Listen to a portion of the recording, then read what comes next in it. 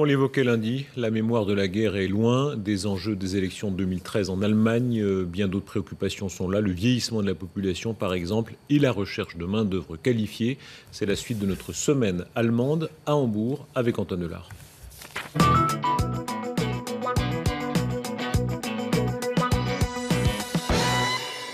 C'est le grand jour pour Merlin Tamboula. Dans quelques instants, cet ingénieur camerounais va devenir citoyen allemand. C'est le maire en personne qui lui remet son nouveau passeport. Cérémonie en grande pompe dans la salle d'honneur de l'hôtel de ville.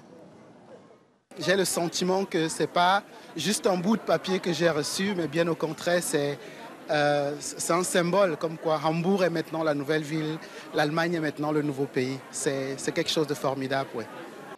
Comme lui ce jour-là, ils sont plus de 300 étrangers à se faire naturaliser. Debout pour chanter l'hymne national de leur nouveau pays. Tous se pressent ensuite autour du maire pour une photo souvenir. Image inédite de cette Allemagne où les immigrés sont désormais les bienvenus.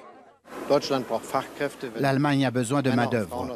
Ces hommes et ces femmes venus d'ailleurs peuvent aider nos entreprises à combler leur pénurie de personnel qualifié. Cette cérémonie est aussi un symbole de la cohésion de notre société. Car en Allemagne, le chômage est au plus bas et la population vieillissante. Résultat, dans certains secteurs, les entreprises n'arrivent plus à recruter de personnel qualifié. Alors à Hambourg, désormais, les étrangers diplômés sont accueillis à bras ouverts. Illustration dans cette administration dédiée aux nouveaux arrivants. Ici, les fonctionnaires parlent anglais et sont aux petits soins pour les étrangers. Nous mettons tout en œuvre pour que les clients de notre administration soient reçus comme des rois. L'objectif, c'est de rendre le chemin vers Hambourg le plus simple et le plus agréable possible. L'Allemagne fait des efforts pour attirer les emplois qualifiés. C'est ce qui a séduit Merlin Tamboula. Arrivé il y a 7 ans, il ne regrette pas d'avoir choisi l'Allemagne plutôt que la France, malgré la barrière de la langue.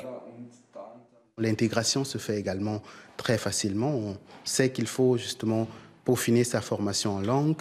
Et après la formation en langue, on intègre l'université et quand tout se passe bien, il n'y a généralement pas de souci à prolonger son séjour. Pendant longtemps, l'Allemagne a fermé la porte aux immigrés, mais aujourd'hui le pays n'a plus le choix. Si rien n'est fait, il manquera plus de 6 millions de travailleurs dans 10 ans.